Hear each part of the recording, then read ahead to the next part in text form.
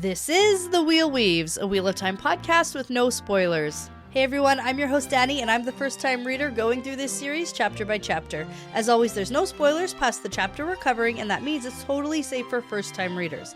I'm joined by my co-host Brett, who's a longtime fan, and he's guiding me on this journey.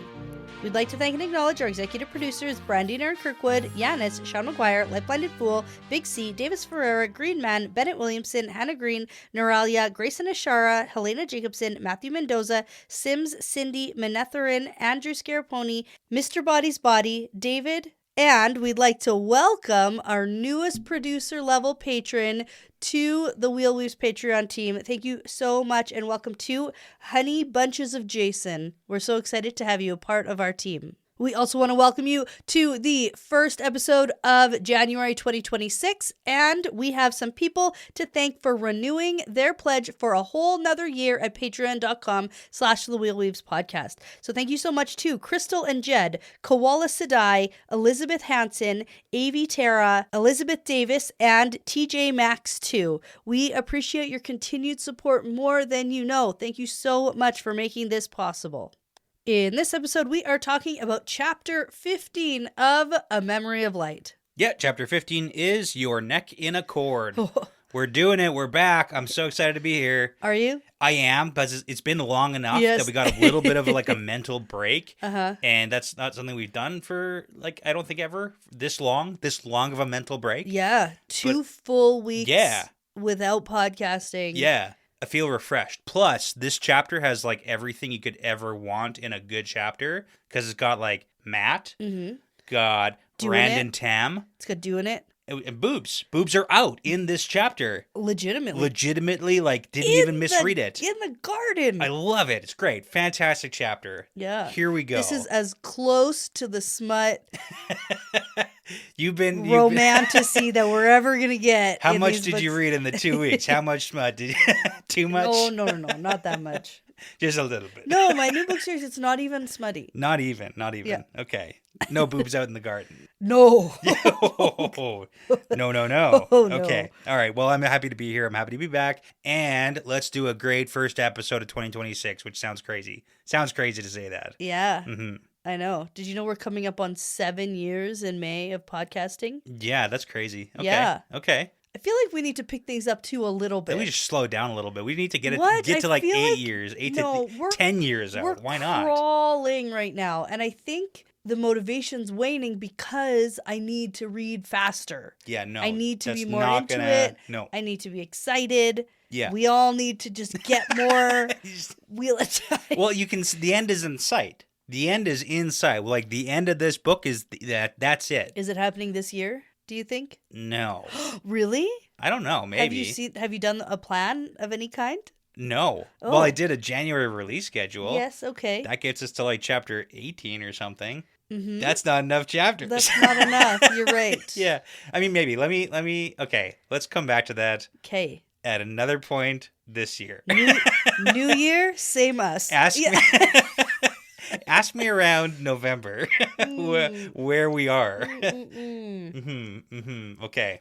Well. So I'm going to start us off with a fun fact that's probably going to offend a lot of people. No, Brett. I'm going to do it. Start the year off right. Oh, why? Okay. So in this chapter, we have Rand getting back on the horse. I really like it because it's the whole one-handed... Figuratively. Yeah. Figurative of in the this sword book fighting. Series, that could be literal. That's true. So... Getting back on the sword fighting wagon. Yeah. There's no wagon that he's getting on. Again. He had two hands. Now he has one hand. Uh-huh.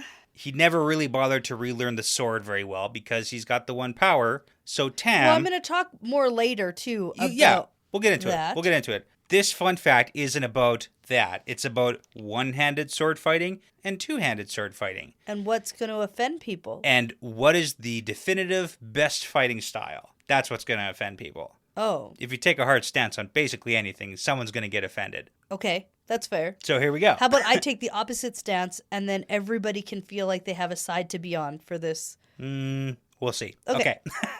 All right, so from what I could see on the internet, there are basically two schools of thought. No. Okay. So there's one form of fighting called HEMA. I don't know if it's pronounced like HEMA, but it's an acronym. So Historical European Martial Arts. So it recreates the fighting styles based on the late Middle Ages, the Renaissance, early modern periods. It's like the sword and buckler or like small shield fighting. It's the saber fighting with the single-edged curved blade. It's the long swords using two-handed swords, which is the most popular now among the HEMA practitioners. Ooh. And a lot of Japanese sword fighting styles are two-handed also. But then on the other side of things, we've got the FIE, and I think it's French, Fédération Internationale d'Escrime. So it's modern Olympic fencing. So if you think about modern Olympic fencing, it's all one-handed. Yeah, and jabs. Yeah, so it descends from small sword and military saber traditions. So there's 3 primary disciplines, which are the foil, the épée, E-P-E-E, not sure, and the saber. And each has its own blade and its own set of rules in Olympics in fencing, but it's always one-handed. And then the non-weapon hand is typically kept behind your back so you can maintain balance and avoid being accidentally hit. And you can either use your dominant or your non-dominant hand, and you can switch between the bouts in the competition. So technically you can switch back and forth. Okay. However, a lot of people want to know which one's better, sword fighting with one hand, sure, like Rand, yeah, or two-handed, like Tam, because he's got 2 hands. Okay, sure. But there's Except Tam is clearly trained. Well, I mean, one-handed. And then he goes one-handed. We'll get to that after. But there's a definitive answer, and also, the answer. Princess Bride. Oh, you're way. Yeah, exactly. Right, Princess Bride too. Yeah. So the answer: neither. The best way to fight is with an Ashendari. There we go. Matt wins. Go. Oh. Yeah. There's no actual answer. Oh, I was really prepared to take the opposite stance of you. Yeah, no, it's Matt. Matt's fighting style is the best style. Mm. Yep. Mm-hmm. I can't take, I don't know enough about it, but apparently that's all the fun information I learned about it. And there's so much more. And I'm pretty sure that it's like basically whichever you're trained in, that's what you're going to think is best. Of course. Yeah. Because I did read some articles about people who are like, I'm traditionally trained in this, and this is why I think this one is the best way. Well, you mean to tell me that people can be biased? No. I'm inclined to say that if I'm sword fighting, it's probably to really hurt someone else. Sure. Maybe. Okay. And 2 hands is going to be better than 1. Yeah. Because I've seen fencing. Yeah. Poke, Yeah, but they're jab, not trying to kill each other. Touché. And then I'm thinking it's like use a sword in both hands, but apparently that's like the worst because people are just like really bad at the whole. Like it looks the coolest in movies. Like if you're gonna like General Grievous it. Just for whipping them around as fast as I can. That what? That's the best form. Yeah, that's the best. You didn't even mention 4 hands. I know. I didn't at all. That's actually one of my favorite Star Wars jokes. It's the best. Yeah.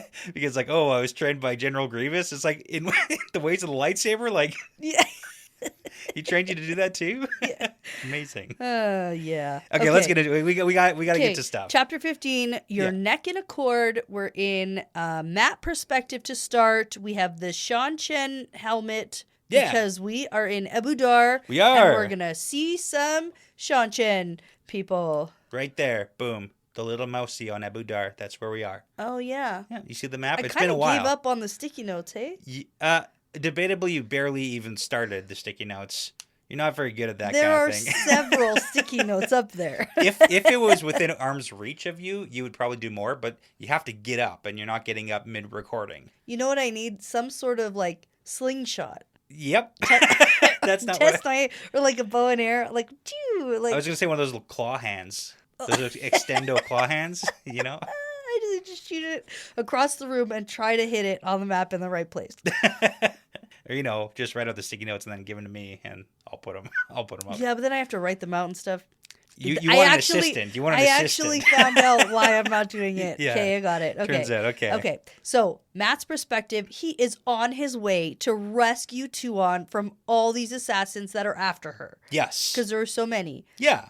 Well, last episode, when we were here weeks ago, it was shocking information to Matt. Last episode. Yeah, no, last time we were with Last time we Matt. saw Matt, okay. Yeah, which I was I know it's been a couple weeks, but I feel like I remember that. Yeah. Matt just came across the information people are out to assassinate Tuon, which is shocking to him, not shocking for us knowing Shanshan culture. Yeah. Mm-hmm. So it's fine. I mean, it's not fine, but it's fine. It is what it is. Yeah. So he's going to spend the first I don't know, 8 pages of this chapter. It's a lot. Scaling a building. Yeah, the walls of the Terrasen Palace to get to her rooms. Yeah. Because, I mean, it's he not even... can't just walk in the front door. No, he doesn't want to be seen. Doesn't want to be seen. That's not good. Yeah. But also, he's got tons of experience climbing walls.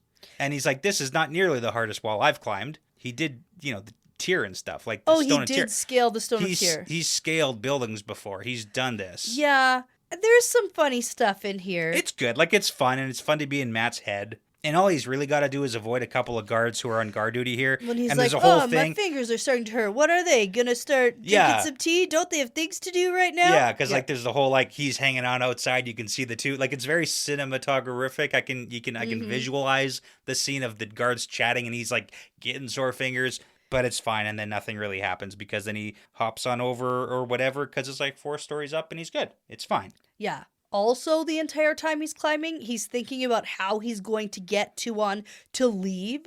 Right. Because it's not safe for her here. Yeah. And I was just thinking, no, Matt, this is never going to work. Yeah, like she needs to leave the city. General Galligan is betraying her, blah, blah, blah. And then something else he's going to say, and then poof, she's going to leave. And then he's going to leave, and then it's going to be fine. It's going to be, very reasonable. Well, he's not actually going to. Then he's going to go find a game of dice. Oh, well, yeah. Because he's fine.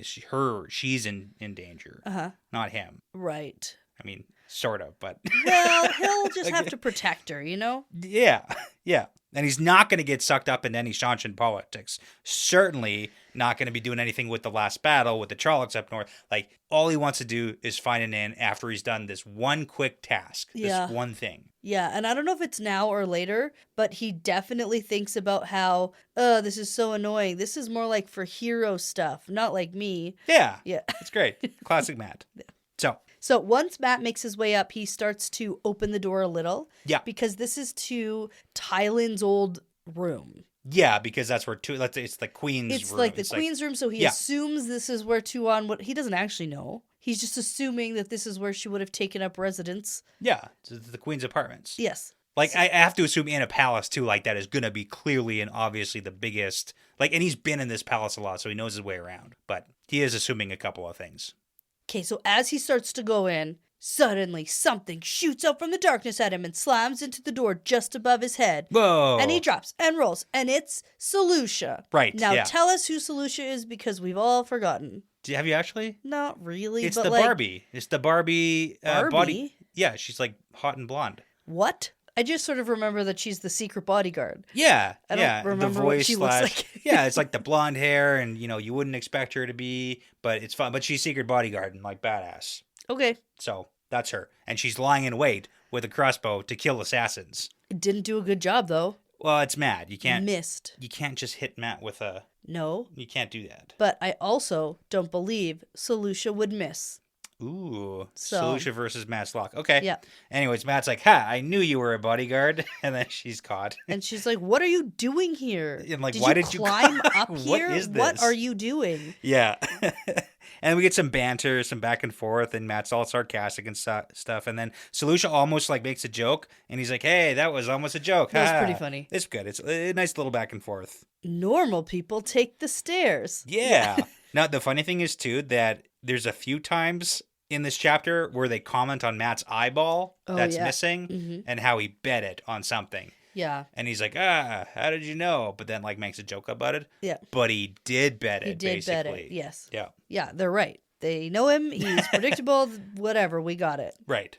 Okay, so now after the banter, we get Matt asking, where's Tuon? And Selusha says, out. And he's like, what? It's the middle of the night. That's dangerous. It's like, yeah, that's because the night is when assassins come to visit, so she's not here. Oh. So I'm here to kill the assassins. Okay. Yeah. So she's like a decoy. Not like a decoy. She is a decoy. She's a decoy. Well, no, she's just... But she's like literally hiding in... She's waiting. Yeah. She's... Okay. Yeah. She's, got she's it. in the room. She expects to catch an assassin tonight. And she already caught 2. Yeah. Not tonight, but I think... Before?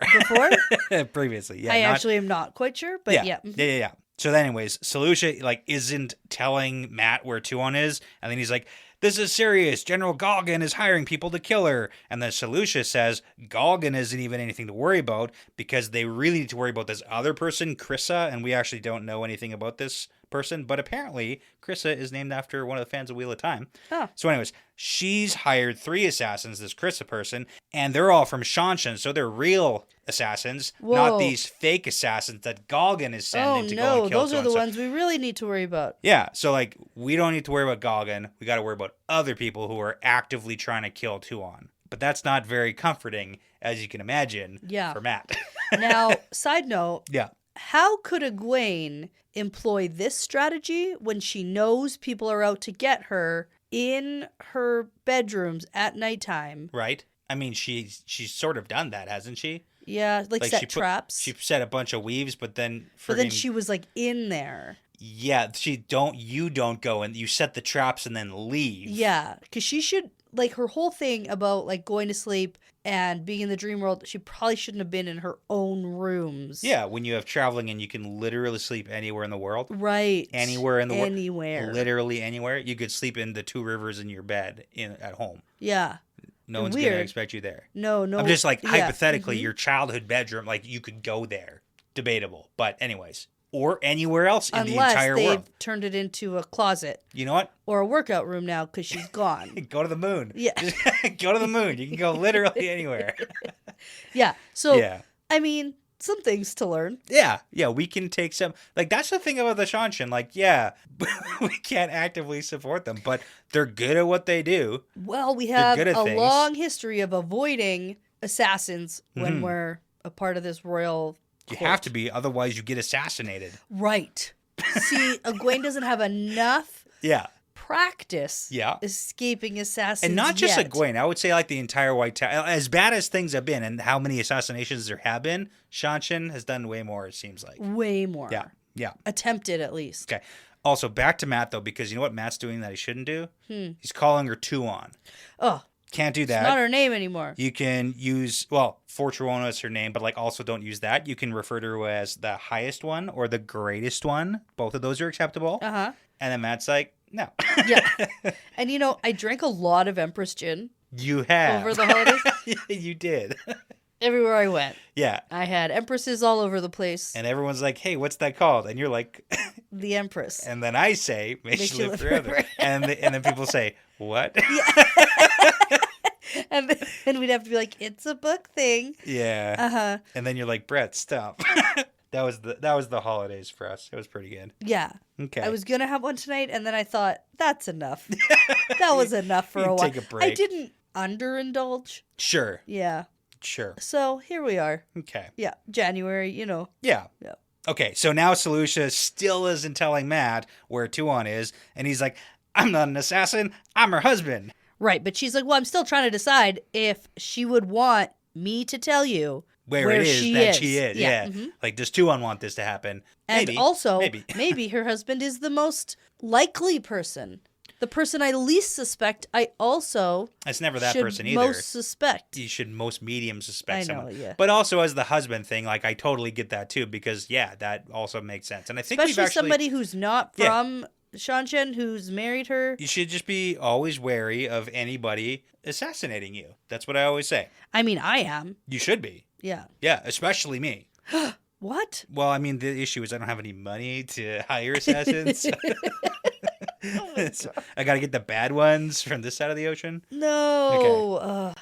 All right. So finally, Selucia's like, hey, Tuon's in the palace gardens. Don't worry, there's a whole squad of Death Watch guards. It's fine. And then instead of having Matt, like, climb back down because he starts to do that, she's because Tuon probably doesn't want you to follow your death. Yeah. Yeah, so here's a secret passageway back down to the ground. And it's funny because earlier, I think, in the perspective, Matt's like, I know this place so well. I know where every secret passage is. And it's like, no, there's literally one here. Has this been here this whole time? It's like, maybe that's how the golem got in here, but... Anyway, don't worry. Yeah, we killed that guy. Yeah. Also, that thing can squeeze through like literally anything. It doesn't matter. It's not the secret passage. That's not it. Yeah. Yeah. Okay. So Matt says, "Thanks for not calling me Highness," or anything like that. And then she's like, "Well, if you hate that, then you're gonna hate the rest of your life." It's terrible because you are the Prince of the Ravens, and the only way to stop being that thing is to find your neck in a cord. Boom, chapter title. And also, hasn't he already done that?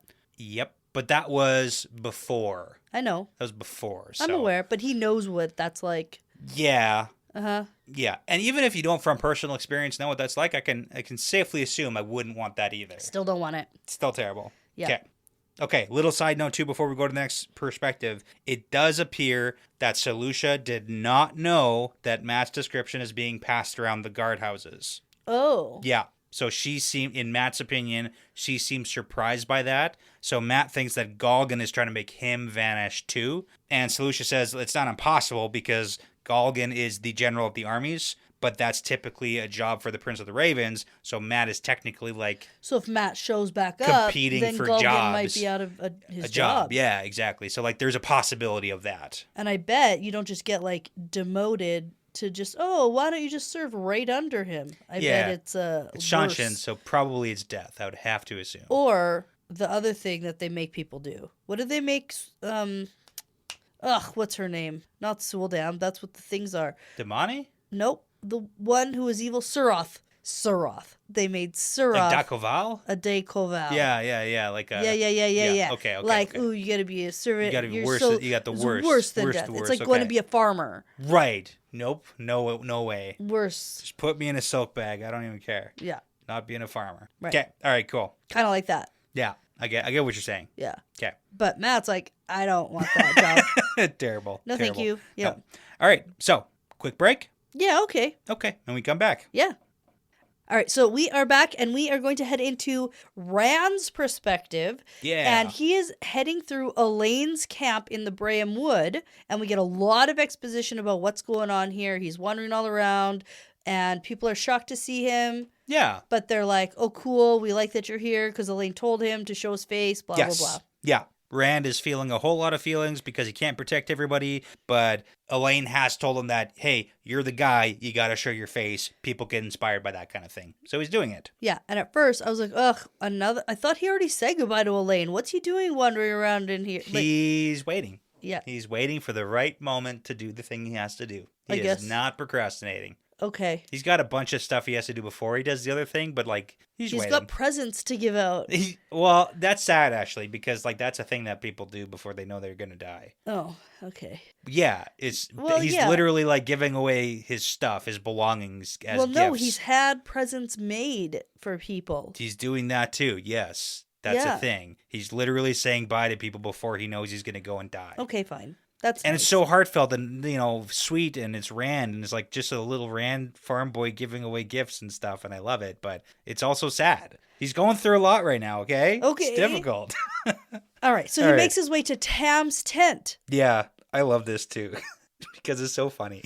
Well, it's being guarded by a couple Two Rivers men. Yeah. And they salute to Rand. Mm-hmm. And then he goes, you know what, you guys, you have a very important job, so you better not mess this up. Yeah, and I could imagine you're on guard duty for the Dragon Reborn's father, and the Dragon Reborn's like, you better not mess this up. Like, I already assumed that I shouldn't let the Dragon Reborn's dad get assassinated while I'm on duty. Right. But now now I'm like, oh. Yeah. Well, no, I would think that's a lot of pressure. Like, yeah, duh. And also, I'm just like you don't actually have to say that out loud. Like, I know. They're also like just a swords guy. They're not even like if anyone's gonna come and assassinate the Dragon Reborn's dad, it's not gonna be like some dude, some bro who I can fight He's off. not like Asherman. Like, it's gonna be like it's gonna be a channeler, or it's gonna be something crazy. Mm-hmm. And then you're gonna be like, oh, you're the worst. And I'd be like, I know. Let Tam get killed. Shoot. Well, then Tam's like, what are you talking about? Stop it. Yeah. Okay. So yeah, we got to go inside now. Yeah. It's cool. Rand's just inspiring them to be better. Yeah, it's fine. And by the way, here's your gift. Right. Yeah. Okay. So here's the thing. We have seen this sword a bunch of times. Okay. But it's still a big question mark here. It's huge. Still. Yeah. Still to me. Like, still. Don't ask me. I'm gonna repeat a bunch of information we know about it. Tell me stuff, and then maybe I can. Okay. Figure it out. Maybe. I really don't know, though. It is the majestic sword with the sheath that has the red and gold dragons. And this is the sword that we saw in like chapter 1 of The Gathering Storm. And I'm going to give you some pieces of information. So we get that it looks like it had specifically been designed for Rand because it's got like the dragons, right? But it's centuries old. Not thousands of not years old. thousands. It's like centuries old, but it's only been found recently. And then Rand thinks and says, how odd that they should find this now and make a gift of it to me, completely unaware of what they were holding, because it was an excavation that uncovered this sword. Okay. And then they brought it to Rand, and Rand thinks, oh, what a strange weapon that these scholars found beneath this submerged statue. Right. So then also, in chapter 1, we find out that he had taken to wearing the sword immediately, and he feels like it feels right beneath his fingers, and he hasn't told anybody, not even Min, that he recognizes this weapon, this sword, but it's not a recognition from Luce Theron's memories. Because, yeah, that's what I was thinking, because I was like, is this Luce Theron's sword? But then I was like, no, I think it's not. And it's from Rand's own memories, and it makes him think, we find in like chapter 35 of The Gathering Storm, it makes him think of the last time he was in Falm. Balma. Does that help? It's an ancient sword, there's no heron mark on it, but it has been power forged. No, he says he thinks it has been. We're pretty sure it's power forged. He doesn't know for sure because Tam even asked him that. Yeah, I mean, that's not the biggest question. Okay, but I'm just saying. So, it's like, if it doesn't, yeah, okay. Yep. So now we have Rand saying it belonged to a kindred soul. Does that help? No? Okay. Ishmael. Okay. Ishmael's blade had been Falm, the one they got stabbed with. That was literally Tam's sword. No, that's what he fought with, and then it got melted away. Wait, what are you saying? I'm saying that Ishmael fought with a sword. No, he didn't. He fought with a staff. Oh, okay, then yeah. I don't know. Yeah. Shoot. A kindred soul. Yeah. With dragons on it. Mm-hmm. Okay. From a couple hundred years ago. So then it gets pretty sweet because Rand's like, hey, you gave me your sword. I wasn't able to return it. Archer Hawkwing. Why? I don't know. You're just saying names What now? happened a couple hundred years ago? Okay. Wasn't that Archer Hawkwing? Or is that way before that? It's not. Why would it have dragons on it? Why would Archer Hawkwings have dragons on it? Exactly. Is that what you're saying? Oh, that's what you're saying. Yeah. Yeah, okay. Crazy. Anyways, hey, you know? A kindred soul. Okay, so then Rand's like, I wasn't able to return it. This is a replacement, and they have a little heartfelt moment. Oh, of Tam's Heronmark sword. Yeah. Yes. Because that was the stabby. That's the one where the blade melted. Yeah, that's what I was saying. Yeah. When you were like, no, but it's like actually Ishmael wasn't fighting. He was fighting with like a stick. It was weird. Okay. I don't know. Okay. What did Rand get stabbed with? The staff. Oh. Yeah. Okay. Pierced him right in the... Yeah, I thought it was a sword. It doesn't matter though. Does it? Does it matter? Does it matter? It does matter. Okay, so I double checked in book 2, and it is a staff that Balzamon's using, Shamael. Yep, that's fine with me. And he strikes as if with a spear. Okay, then I don't know. It doesn't matter. But you know what is interesting, though? Because, like, literally in the paragraph before, Rand is thinking, if Hawkwing can get into Falma, he can save Egwene, because that was his whole MO at that point. So, but it's just because you were like, oh, Hawkwing. Well, I don't freaking know. Yeah. Am I supposed to know? That's a good question. Okay, shall we continue? Okay. Well, I don't, okay? All right, so they have the little heartfelt moment. Tam's like, hey, this is way too nice of a gift because it's just going to end up in a box under the stairs again, under the bed. It's Good joke. Forgotten, right? Good joke, Tam. Oh, for Tam. It's like, that's not what he you. says. It's like a not joke. Like, he's like, hey, he's going to forget about the sword. Like, he's not going to... You know, I get it. Okay. I get it, but it's a joke. Yeah. Because they're fighting the last battle. Right. Well, I don't know. Is he supposed to use this very fancy sword? Yes. Okay, sure. That's probably a good idea. 1000%. Okay. So then Rand's like, hey, thanks for teaching me about the Flame of the Void, because without that, I'd be dead. And he says, to think if you hadn't wanted me to be a good archer, I'd never have learned it. And then Tam's like, hey, no, idiot. You missed the point. It's not about archery, and it's not about swords. And he's like, oh, yeah, you're right. Sword masters learn it too. Yeah, and he's like, no, it's not about that either. It's not even about fighting. You keep missing the point of the Flame of the Void. It's about center. It's about peace. And then he changes the subject to ask about the sword, and then we get all those pieces of information. And Tam recognizes this as an ancient sword that's been well cared for, and it clearly didn't just sit in some warlord's trophy case. It has been used in battle. So it's does that help? Is that better even? Like, yeah? No. Okay, you're looking at me like no. I got nothing. Okay, cool. All right, so now we got to try it out, because that's what you do when you're given a gift. Especially a sword. You got to try it out. Yeah. Absolutely. Come on. That's why you won't give me a sword. I'll immediately have to go try it out. That's probably true. And that would be a disaster because Yeah. you are not trained in any form. Not classically, anyways. Not classically trained. I have seen many movies and read a few books. That's not the same. Okay. All right, so they're going to go over to the practice grounds. There's a few warders over there practicing. Yeah. And Rand watches Tam go through some forms, and he finds himself feeling a little jealous. Little jelly monster. Not of specific Tam with Tam. specifically, but Rand's missing his hand, and he used to be able to find peace in practicing, and he doesn't really have that outlet anymore, so like that's really hard for him. I do feel bad for him on that side of things too, because like there is the calm, because we got to see Rand centered in his sword forms. Yes. Where he does have that like moment of silence in his own brain. Yeah. And he hasn't found a way to replace that. Yes. Bad. Well, there's a lot of real life research about like the physical activity side of things. Well, the emotional healing. Yeah. That one has to go through. Right. After being physically disabled. Right. In a way that they're not used to, right? Yeah. So like that's such a huge side of it. And Rand's just never hasn't been able to go through that. Well, it just doesn't even acknowledge. We got no time. He's got the last battle, and then he's gonna be dead. So he can deal with it when he's dead. I guess. Mm-hmm. But this is some good emotional healing. Yeah. Yeah, so then it's like the jelliness because he's not going to be able to do what Tam's doing here. And then Rand also thinks he's never actually seen Tam fight like this, not even spar. And I mean, I guess fighting Trollocs in Book 1 doesn't count because that's like different. Like fighting monsters is different than sword fighting against someone else, I assume. Again, not classically trained in sword fighting against people or monsters, but you'd have to think.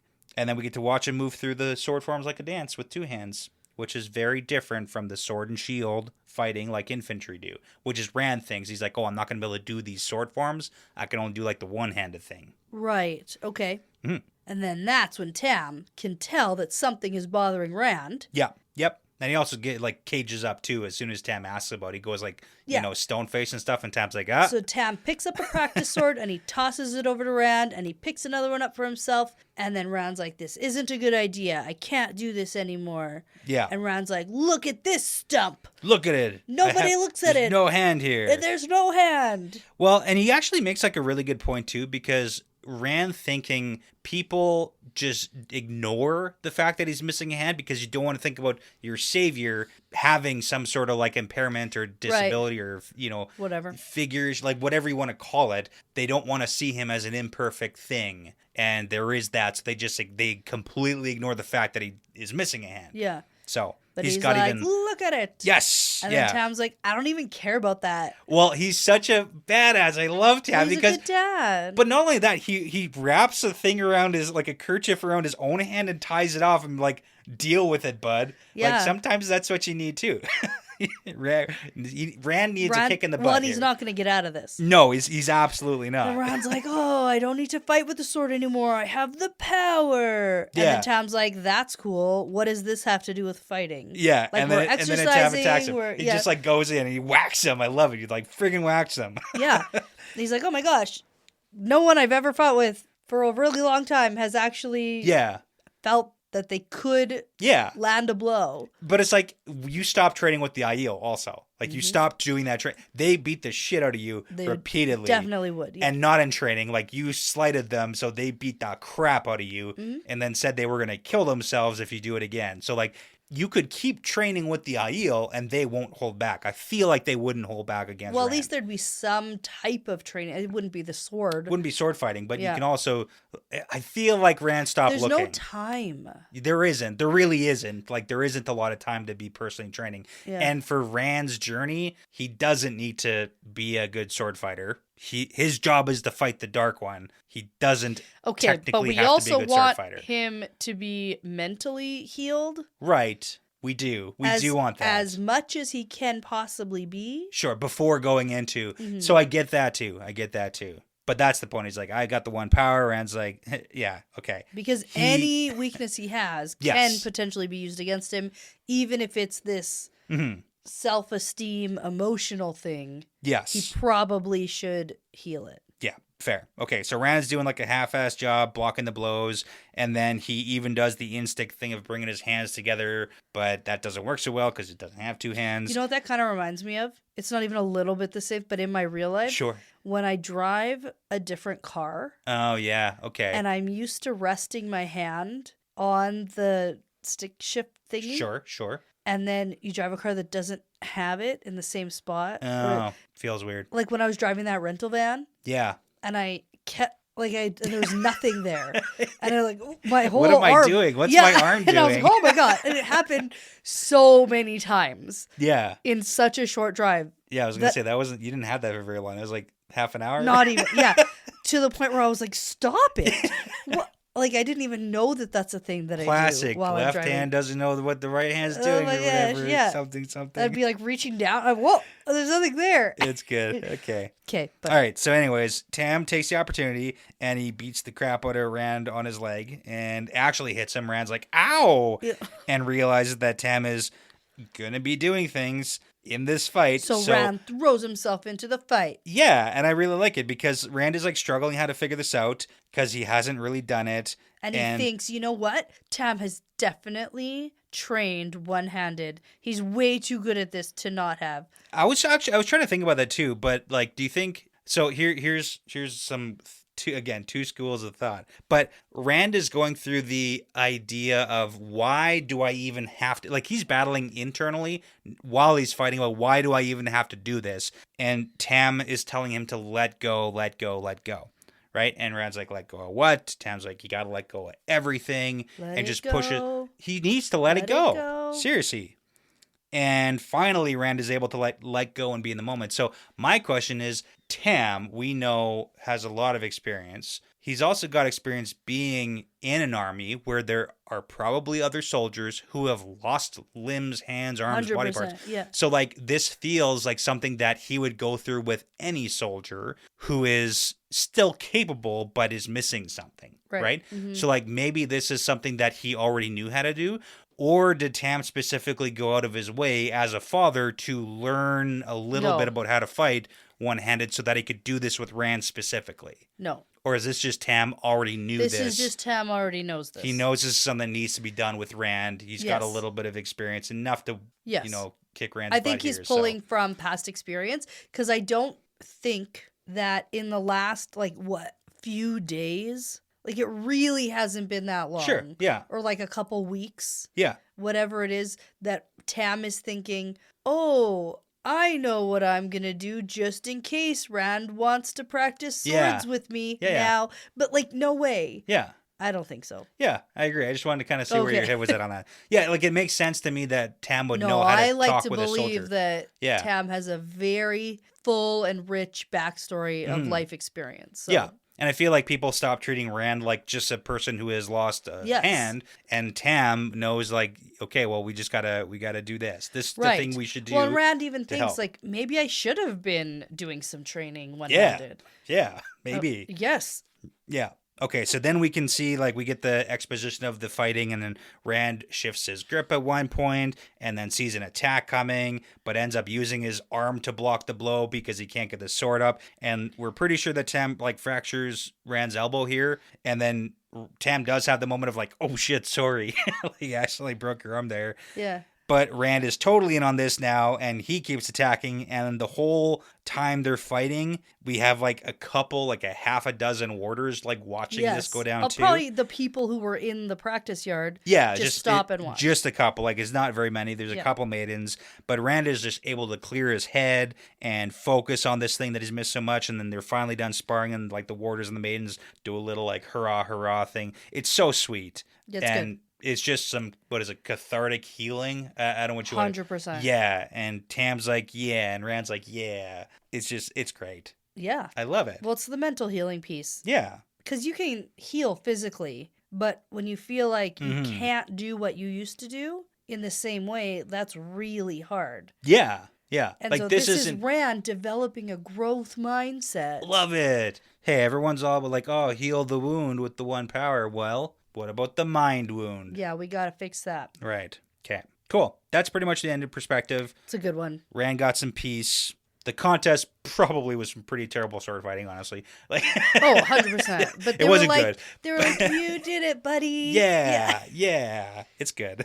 I think it's so I cute. like to imagine that it actually was pretty good. Like when Ron like finds his groove and kind of like figures it out. Okay. Because didn't he practice for a little while one-handed? He practiced everything. No, with Lan. Wasn't there a very specific like training moments and he was like mad about it? No, I'm thinking of Game of Thrones when Jaime loses his hand. Okay, yeah, I was like, I don't know. That's like, a completely different series. But very similar with the hand losing. It is such completely and such. different. Yeah. It is, but he was forced to practice sword fighting with one hand, and it is exactly the same as this. Didn't care for it. Okay, It's exactly cool. the same. All right. Done. Didn't care for it, but then he was forced to do it and learned it. Okay. That was not this. No. Okay, got it. All right. One more perspective. We got to get back to Matt. Okay, let's go do it in the garden. Nice. Okay, perspective over. All right. Oh, no, wait. There's also a gray man. There is. Like, a little bit. Okay, so we are in Matt's perspective now. He's gone through the secret passage. He didn't even know where it was going to lead. And he's come out in the gardens. Yeah. And he's going to do a little bit of searching and sneaking around. And he finds Tuan and about a dozen Death Watch guards in a circle around her. And she's doing a bunch of, like, Tai Chi. Basically is what I got, like, in the garden. Like, she's doing, like, the motions and stuff. And I'm pretty sure at some point her eyes are closed because her eyes snap open. So I have to assume they were closed. Right. Yeah, okay. But before that happens, Matt's going to settle in to watch from behind the bushes like a little creeper just for a while, and he's going to do some thinking about her. But, okay, so a couple things I got to get out of the way here. Now, is Matt in love? He doesn't know. I don't know. Do you know? Oh, boy, it's a loaded question. Yeah. He is in a pickle. Yeah. He married her, but it was by accident. Yeah. But then she married him back. By accident. Something about It was omens. by accident. Yeah, something. Doesn't even know where their relationship stands. Yeah. The shaved head. Head is shaved properly again. Looks good. Looks good on her. Okay. I'm going to go with maybe. Definitely maybe. Affection is there. Yeah. I don't know how to answer that because, like, Weird. does Matt Cotham love anybody? Is he supposed to love people? Yes. Isn't he supposed to be worried about a girl on his knee? Like, that's No, the only thing dumb. Matt That's the worst Cotham. part. That's the worst part. That's like that's the Matt that's actually not Matt. Okay. So, like, yeah, he probably loves her, but it's annoying because out of everybody to love, Yeah. ugh, Yeah, I know. come on. Crazy. Okay. Well, in the middle of this thought process of Matt trying to figure out, do I love her? So tough and do I love her not? And even her fighting is pretty cool and tough, and Yeah. I like that about her. So I love the way this gray man scene is built into this. It's really well done. Ah, it's just a gardener. I love it. He's like, oh, who's this guy slipping through these Death Watch guards? Gardener. Strange time to be gardening. These Death Watch guards must know this guy. Must trust him. Yeah, nobody's even paying attention to him. No one's you know worried. what I thought? Yeah. Ghost. See, no. Yeah. Yeah, it became real clear real fast. Right. Not ghost. But at first, the way it's described, the way that Matt can see this guy and no one else can. Does Matt have an ability to see ghosts? No, ghosts just show up all the time. Sure, okay. But I mean, other people see ghosts. It's Sometimes though. Sometimes other people see them and sometimes they don't. No, you know what it is? I'm trying to think of when that has happened, though. No, you know what the description is usually about the ghosts? Is that the ghosts walk around and can't see anybody else. Yeah. Right. And that one grandma down the hallway or something, the one person was like, that's my grandma. And it's like, was she, though? I'm thinking more... I don't know. You look like you've seen a ghost. Ghost! Yeah. Anyway, so that's like, was just a first thought while I was reading. Okay. And I was like, okay, so... It's good, though. It's good. It's a good scene. It's a good ghost? scene. No, but then this person is described as ordinary looking. Yeah. And you know who doesn't garden at night? Gardeners. It's fantastic. Shoot, Okay. It's a gray man. Okay. It is a gray man. So then Matt does the whole instinct thing, reaches into his sleeve for a knife, and the sound that he makes, Tuan snaps her eyes open and looks in his direction and sees him standing there with a knife ready to throw. And she looks over her own shoulder. Because she trusts Matt implicitly. I love it. And then Matt whips it and takes the guy in the shoulder because he doesn't want to come too close to hitting Tuan there. So a little bit. But then he gets away. Yeah, the guy does. And then I do like it because he thinks rather than do the sensible thing and move away, Tuon then leaps for the guy because she's attack mode. It's great. I do like her in some scenes. Like, I like Tuon. I know, it's so annoying. And I hate it's so annoying. It's the most annoying thing to have to like Tuon sometimes. Because sometimes you're like, she's the literal worst. It pisses me off she's that a I horrible like her. person. I really don't like that they make me like her. Yeah. It's like the worst. I know. I'm having a moral dilemma. Ugh, hate it. Okay. All right. So now there's like a bunch of chaos because then the Death Watch guards are like going crazy. And then Tuon's like trying to fight. And then Matt's standing there who clearly just whipped a dagger towards Tuon. And then the Gray Man is able to like get away. But then the Death Watch guards go after Matt. Tackle Matt. Tackle So him. good. Yeah. And I can just imagine and too. Tuon's like, no, you fools. You stupid idiots. Go after the other one. And they're like, there is no other one. But, yeah, well then, whose blood is that? Whoa, crazy. Whoa. Okay, so yeah. Okay, so a little bit of time to calm down here. So then we got the Death Watch guards going to find the Gray Man, climbing off of Matt, giving him his Ashendari back. And then Tuon goes, you delayed your return to me. Yeah. And then Matt goes, I bloody came to warn you, not return to you. I'm my own man. Right, Thank yeah. you very much. It's like, I'm nobody's toy. How is that plan going that you had, that you were going to do a reasonable thing to be like, you need to leave? Well, sometimes plans don't go to plan, you know? Yeah. Well, she's like, you can pretend whatever you want. Yeah. But I have use for you, so you're staying here now. Yeah. Okay. And then she asked, like, what attacked her? Because Yeah, what was that? Yeah, these Death Watch guards are no slouches, basically. We get a cool little story time where one of them caught an arrow in flight with his bare hand, and another guy stopped a guy from breathing on Tuon because he suspected that the assassin's mouth was filled with poisons, and he was right. And it's like, these guys know exactly what they're doing, but still, this dude, this Matt's Gray like, Man. it was a Gray Man. They're Gray hard Man. to notice or look at. Yeah. Like Shadow Spawn, whatever. Mm-hmm. And then Tuon's like, yes, like those Trollocs that definitely exist and I've always known existed. Yeah. Yeah.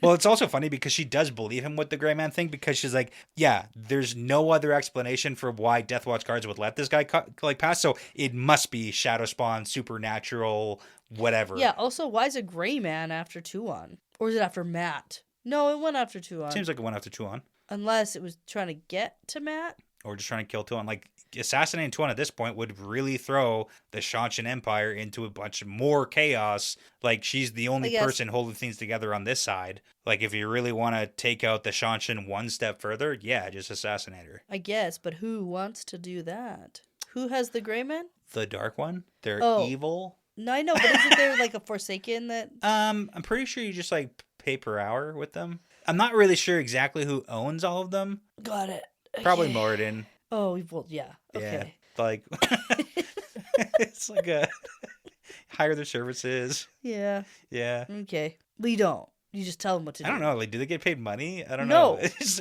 room and board? Like, what is their this? soul is... We own their soul. We tell them what to do. Well, do we own their soul or do they just not have souls? Exactly. We own it because we took it. Yeah.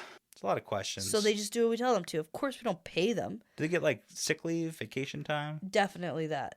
Dental? Yeah, like if they get stabbed or something, they like probably get like good. They have to look ordinary, so you can't have like a guy with like the most like. Well, I think they look ordinary because we took their souls. Oh, okay, not because like, oh, that guy's got crazy teeth or something like that. You know, like you need proper dental hygiene and such, because otherwise you'd be too noticeable, right? Unless everybody in the town has bad teeth. Then if you have good teeth, then you're noticeable. Exactly. I don't even know where we're going with that. I don't know what's happening. Yeah, probably have healthcare and dental. Okay, so Matt's like, listen, General Gulgan is trying to have you killed. Can you believe it? Yeah. And then Tuon's like, well, he's not serious about... He's not even hiring real killers. They're like fake assassins from this side of the ocean. They're not even real. It doesn't matter. Yeah. Okay. And then Tuon says, who did you gamble away that eye to? Yeah. And I'm not even going to be jealous of the woman you went to go rescue. Yeah. Okay, also, the missing eye suits him because he's too pretty with both eyes, so now he's, like, the right level of attractiveness. Oh, yeah, well, it looks like he's seen battle, like he's super tough Oh, now. yeah, people will be like, whoa, don't mess with that guy. And then you should be like, you should see the other guy. Yeah. Yeah. Okay, Matt tells her he was hoping for her to say something like, nice to see you, or something. He's not feeling very loved right now. No. And she's like, I'm the Empress. I never find it good to have someone return.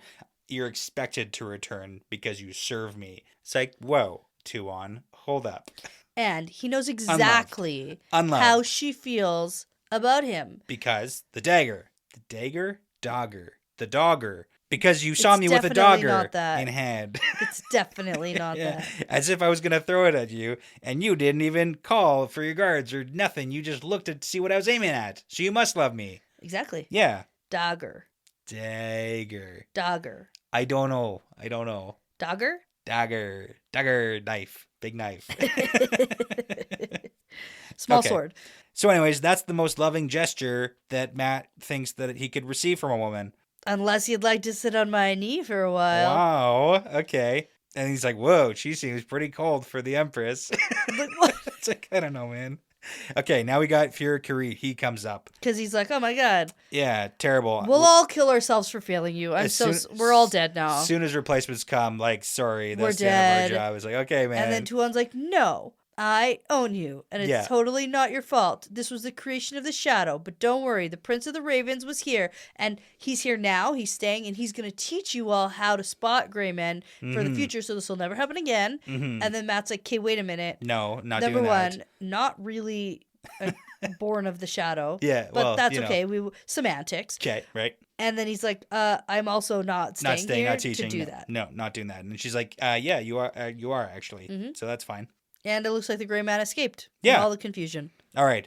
Now we also have to inform Solution that the jig is up. Oh, man. Yeah, because they got to come up with a new plan because this whole assassin thing isn't working. It didn't work. Oh, no. Okay. Well, it did work 2 other times. Yeah. Like it wasn't a bad plan. It worked a couple of times. It just didn't work 3 for 3. For the gray man. And for the gray man. Like this still hypothetically could work for another another assassin who's not the gray man. Exactly. Because this is a different thing altogether. Okay. All right. So let's get to the best part here. For Matt. Okay. For Matt. So then Tuon says, hey, guards. Go away. Go secure the perimeter. I'm going to be spending time with my consort because he's requested that I make him feel loved. And Matt's like, come on. That's not what I said. That's not how I said it. No. And then Tuon's boobs are out. Boom. And he's like, okay. And she's like, I'm not going to sit on your knee, but maybe you can sit on mine. It's like, what? What does that even mean? Okay. Well. Yeah. And then Matt's like, fine, I know how to handle this. Like, grabs her and gives her a big kiss that leaves her breathless. He's pretty proud of that. Good job. And then he's like, listen, I'm not going to be your toy. And yada, yada. She's like, good, I don't want that. Yeah. But also, the Empress doesn't love sorry. I'm with you because omens. But I can admit that it's good to see you. And Matt'll have to take that for now and take her right in the garden. There you go. Boom. Did it. Doing it. Doing it. Cool. Good job, guys, I guess. Again, I don't know. Was this the first time they've done it? No? Yes. Maybe? I can't remember a time that it was this explicit. Yeah, but I'm also starting to think that sitting on his knee... This is basically R-rated for this book. This is like spicy. It's pretty spicy. This is so spicy. This is the most spicy anything has ever been. This is the issue when you don't... Other than Perrin like grabbing Fail and stuff. Pause. Pause. The problem I have with having like explicit sex scenes and trying to pinpoint when the first time someone does it is, it's clearly not explicitly stated all the interactions people have. Like people sitting on Matt's knee, it's not just sitting on a knee and smooching in a bar. Like it can't just be that. I feel like there's always been more to it than is actually stated on paper. Well, sure. But you say, yeah, sure. But then people are like, oh no, Matt doesn't. He only kisses and what is it? Dandles them on the knee or something, like some weird phrasing of it. But it's like, yeah. I've always... A little slap and pickle. It's like, what is the slap and pickle though? It's always a little bit more. So I just feel like... I think so. I think as soon as he left the Two Rivers, I think that he I feel like Matt was doing it before they even left. I know. I don't think so. Because it's like... Because I don't know if any of the girls in the Two Rivers would have just like given it up like that because of all their values and stuff. Rolling around in the hay? Exactly. Come on. I bet that they like did some stuff. But I don't know, and I think that as soon as he was like out in the out on the towns, where I don't know. But that's the thing is like it's never really explicitly on the page until it's like very explicit. Right. But that also doesn't mean that it doesn't happen off the page. Fine. But this is on the page. Yeah. And this is the spiciest it's ever gotten. For Matt? Yeah. Or for anyone? Well, for a long time for anyone. Okay. Like, okay. even the whole Elaine and Rand, they're Yeah. like, oh, you're not going to sleep tonight. Yeah. It's business time. Like, wink. Oh, God. So Yeah. spicy. Ooh. Woo. I don't found myself. I was gonna make a joke about like so spicy that she got pregnant twice. You know, That's twins. not how twins work. I She know got pregnant that, but once. that's Okay. the joke. That's I a don't bad know. joke. Well, not all of them are gonna be It's winners. You know. Stupid. Okay. All right, that's about it. Okay. Happy New Year. Yay, we did it. First one of the year down, and many more to go. How about that? Yeah. We're still here. Yeah. We're still kicking and we're still doing it. Yeah. Fantastic. Okay. Good job. Okay. All right. One chapter next episode. Can't wait. Okay. Here we go. Okay, well, before you go ahead and take your boobs out in the garden, I'm going to say that this is part of the pattern now. Yeah. It's part of the pattern.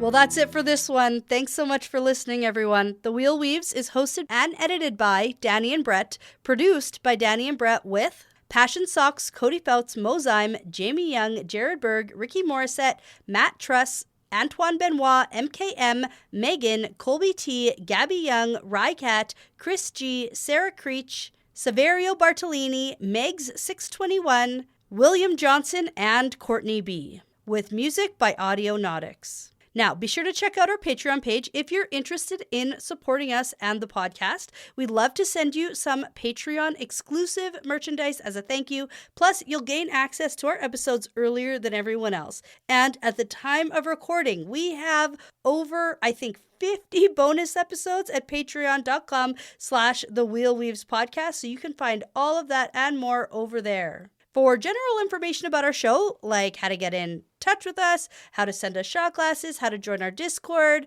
you can visit thewheelweavespodcast.com. And as always, please be sure to give us that 5-star review because it really does make a huge difference in helping people find us. And be sure to tell a friend, Riyadh, because referrals really are the best compliment. Thanks again for listening. This really is part of the pattern now.